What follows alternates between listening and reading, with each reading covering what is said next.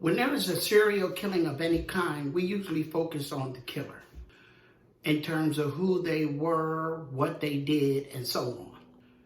Why is that? Are we so intrigued by what a person has done that we forget about the people that they done it to? Well, today in this video, we will discuss the suspect, but even more importantly, we will discuss the victim. Hi, I'm the Libra Man. Let's get right into it. A suspect has been arrested in the Gilgo Beach killings from December of 2010 to April of 2011. He's 59-year-old Richard Herman of Long Island, New York. Most of the victims were female sex workers, petite in size with green or hazel eyes. But there were two exceptions: a 2-year-old and an Asian man.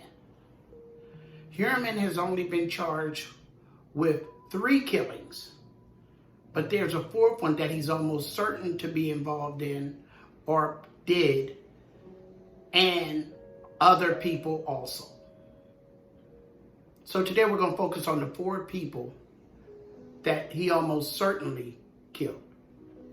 Melissa Bartholomew, 24, was a sex worker who lived in the Union Park section of the Bronx. She dreamed of one day opening her own beauty salon.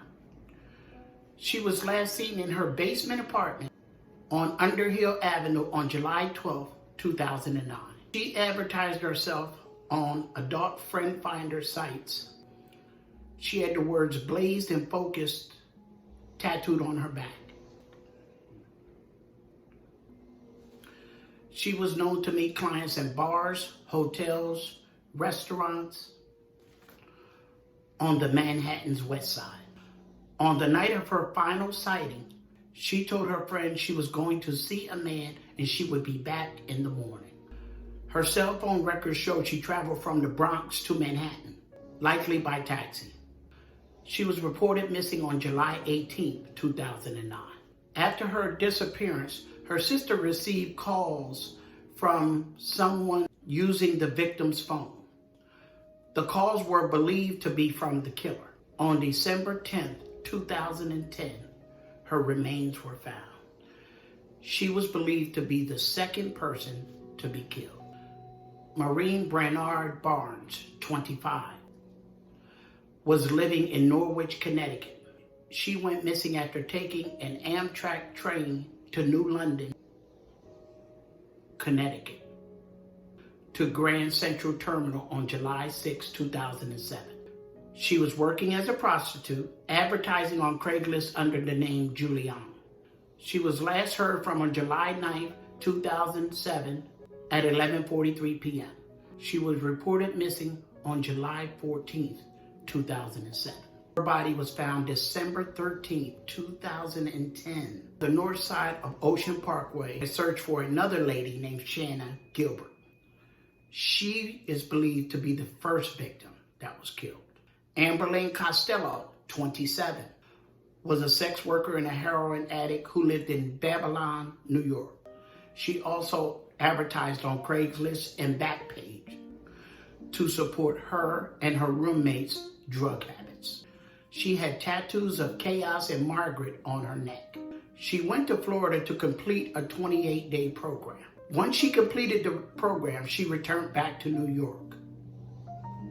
But she didn't stay clean for long. Costello was last seen leaving her home on September 2nd, 2009 to meet a client for sex. Body was found December 13th, 2010, north of Ocean Parkway. She was believed to be the 4th victim killed. Megan Waterman, 22, mother of 1, was last seen on June 6, 2010, alive. She lived in Scarborough, Maine, and she earned her living as an escort. She was last seen by family boarding a New York-bound Trailways bus, and she was accompanied by her pimp. She stayed at the Holiday Inn in New York.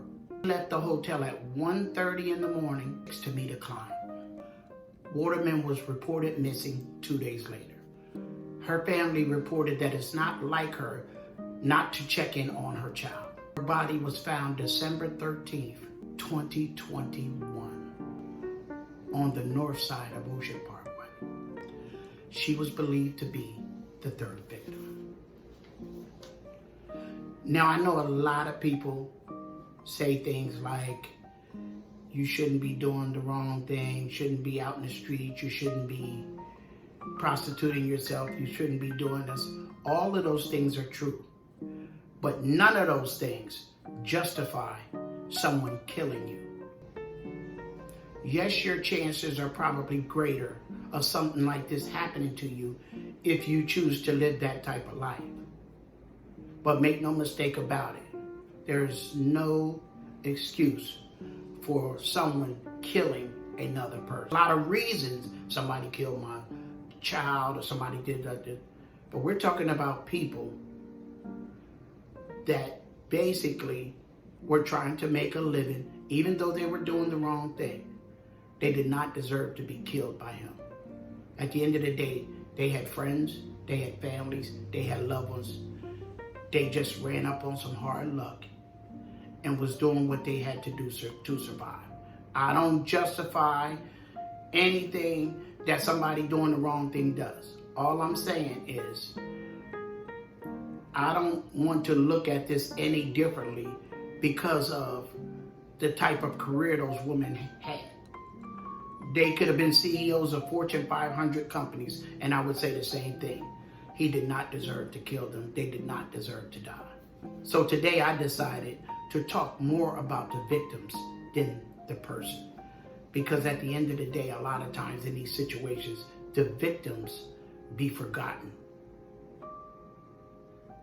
And the killer has books, movies, still alive, all of these things. So I wanted to focus on the victims today. If you like anything I said in this video, hit the like button, hit the subscribe button. And I will be reporting more on this because once they start filing more charges against the other people that they found dead, it was a total of 11. But I wanted to report on these 4 because that's the information I have as of now. Libra Man out.